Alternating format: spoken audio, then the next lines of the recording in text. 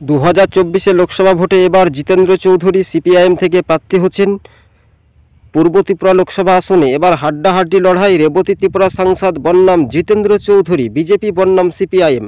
চলুন প্রতিবেদনগুলি দেখুন প্রথম থেকে শেষ পর্যন্ত। এখন রাজনৈতিক মহলে সব জল্পনা কল্পনার অবসান ঘটিয়ে বাস্তবে 2024 উত্তর পূর্বের রাজ্যে ত্রিপুরায় 100 কোম্পানি দিয়ে কেন্দ্রীয় বাহিনী দিয়ে শান্তি অবাধ সুষ্ঠু পরিবেশে ভোট হবে বলে কথা জানিয়েছেন জাতীয় নির্বাচন কমিশন।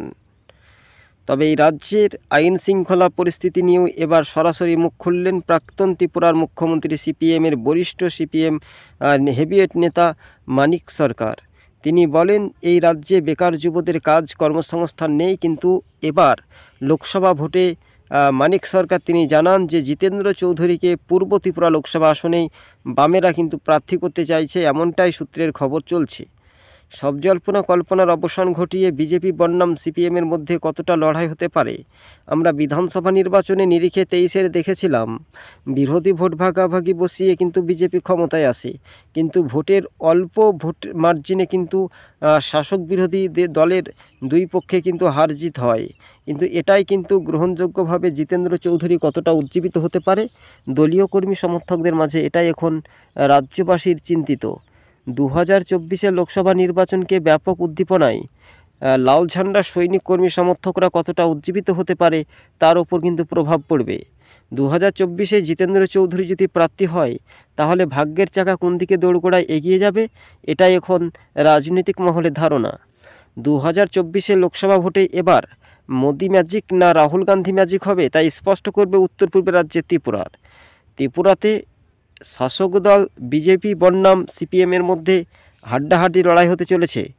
রাজনৈতিক মহলে সব জল্পনা কল্পনার অবসান ঘটিয়ে বাস্তবে 2024 যে লোকসভা ভোট সেটা খুবই গুরুত্বপূর্ণ। নির্বাচনকে সময়ে কাজে লাগাতে পারবে তো বিরোধীরা, এটাই এখন রাজনৈতিক মহলে সব জল্পনা কল্পনার অবসান ঘটিয়ে বামেদের একটা ভোট বাক্স কিন্তু মেন ফ্যাক্টর ছিল বক্সনগর এবং ধনপুরে, সেই উপনির্বাচন কিন্তু ভোট হয়নি। মানিক সরকার স্পষ্ট করে জানিয়ে দিলেন যে ছাপ্পার উপরে নির্ভরশীল করেছিল। 2024 লোকসভা নির্বাচনে ব্যাপক উদ্দীপনায় উত্তর পূর্বের রাজ্যে ত্রিপুরাতে সিপিআইএমের ঘাঁটি কি সেই ক্রমশ তারা শক্তি বৃদ্ধি পাবে, এটাই এখন মনে করছেন রাজনৈতিক মহল। 2024 লোকসভা ভোটকেই সামনে রেখেই জিতেন্দ্র চৌধুরী তারা দলীয় প্রচার এবং নির্বাচনের সময়সীমাটা কাজে লাগাবে বলে এমনটাই মনে করছেন রাজনৈতিক মহল। তবে বামেরাই কি মেন ফ্যাক্টর হবে উত্তর পূর্বের রাজ্যে ত্রিপুরাতে? 25 বছর ক্ষমতা থাকা দল, তাদেরকে পরাজিত করে কিন্তু বিজেপি ক্ষমতায় এসেছিল। এবার তার পাল্টা চ্যালেঞ্জ দিচ্ছেন জিতেন্দ্র চৌধুরী উত্তর পূর্বের রাজ্যের। 2024 লোকসভা নির্বাচনকে সামনে রেখেই ব্যাপক উদ্দীপনায় সিপিএম কর্মী সমর্থকদের একটা উদ্দীপনায় আকর্ষণীয় মনোভাব ছিল বলে এমনটাই মনে করানো হয়। 2024 যে লোকসভা নির্বাচন সেই নির্বাচনের সময়সীমাটা খুবই গুরুত্বপূর্ণ, এমনটাই দাবি করছে বামপন্থীরা।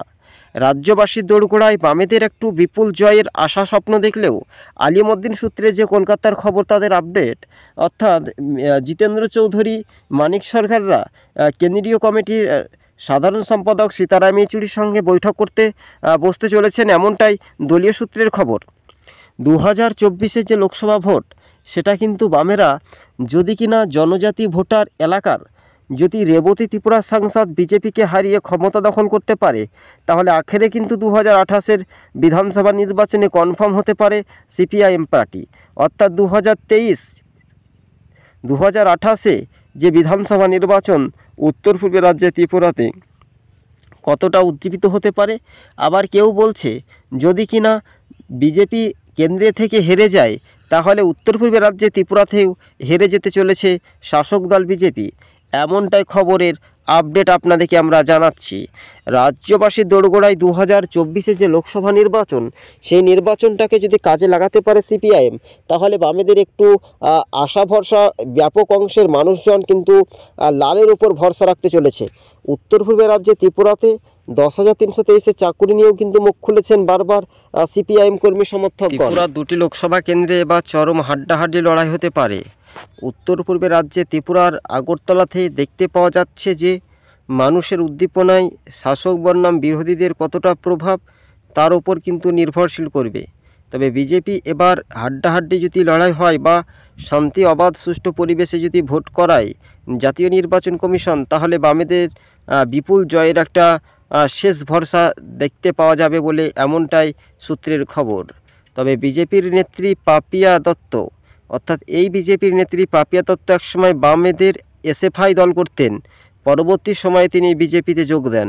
তাহলে আখেরে বলা যেতে পারে বিজেপি দলটা মঙ্গল গ্রহ থেকে উঠে আসেনি, অর্থাৎ সিপিএম কংগ্রেস থেকেই তারা তৈরি হয়েছে বা সেই দলগুলো থেকেই কর্মী বা নেতারা গিয়ে বিজেপি ক্ষমতায় আসে। আসলে রহস্য চিত্রটা ফাঁস হচ্ছে শাসক বনাম বিরোধীদের।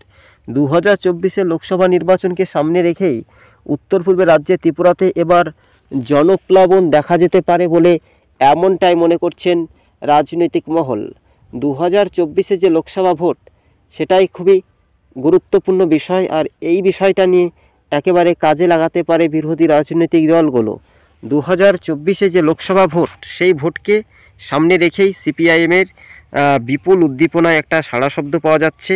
সেই সাড়া শব্দই প্রাক্তন মুখ্যমন্ত্রী মানিক সরকারের তো একচেটিয়া বলা যেতে পারে যে ভোট ব্যাংক বামেদের, সেটা কতটা কাজে লাগাতে পারবে সিপিএম তার উপর কিন্তু একটা নির্ভরশীল করতে পারে। হ্যাঁ, এবার বাস্তবে যে 2024 যে লোকসভা নির্বাচন সেই নির্বাচনটা কতটা উজ্জীবিত হয়ে কাজে লাগবে বা কাজে লাগবে না তার উপরে কিন্তু একটা নির্ভরশীল হওয়ার একটা যোগ্য জবাব বা প্রমাণিত থাকতে হবে। মুখ্যমন্ত্রী যিনি রয়েছেন বিজেপির মানিক সাহা, তিনি বলেন যে শান্তি সুশাসন, কিন্তু আদতে কিন্তু ঘরে ঘরে সুশাসন নেই। শাসকের বাইক বাহিনী, আর এই বাইক বাহিনীর বিরুদ্ধেই কিন্তু মানুষের একটা জনরোষে কিন্তু একটা প্রতিবাদ প্রতিরোধ গড়ে তোলার একটা আহ্বান দেখা যেতে পারে। হ্যাঁ, 2024 যে লোকসভা ভোট সেটা খুবই গুরুত্বপূর্ণ, আর এই বিষয়বস্তুটা আগামী দিন কোন পথে এগিয়ে যাবে তার ওপর কিন্তু পুরোপুরি নির্ভরশীল করবে। 2024 যে লোকসভা নির্বাচন সেই নির্বাচনের সময়টা খুবই কাজে লাগানোর জন্য বিরোধী শাসক প্রত্যেক রাজনৈতিক দলগুলো একটা ঐক্যবদ্ধভাবে দেখার একটা বিষয় রয়েছে। আপনারা দেখছেন সবুজবঙ্গ নিউজ। এবার বিজেপির নেত্রী পাপিয়া দত্তরা কি বলবেন, তারা যদি ভোটে পরাজিত হন, বা গেরুয়া ঝড় না লাল ঝড় ত্রিপুরায়, এটা এখন দেখার বিষয়। সকাল বললেই যখন দিনের আবহাওয়া তাপমাত্রা বাড়ে দুপুর 12টার সময়, তখন দেখা যাচ্ছে যে তৃণমূল অনেকটাই তাদের ভোটের শতাংশ তারা কমে গিয়েছিল, মানে ভোট কাটাকাটি অংশে ত্রিপুরাতে বিজেপিকে সহযোগিতা করেছিল বলে এমনটা একটা অভিযোগ করেছিল বামপন্থীরা।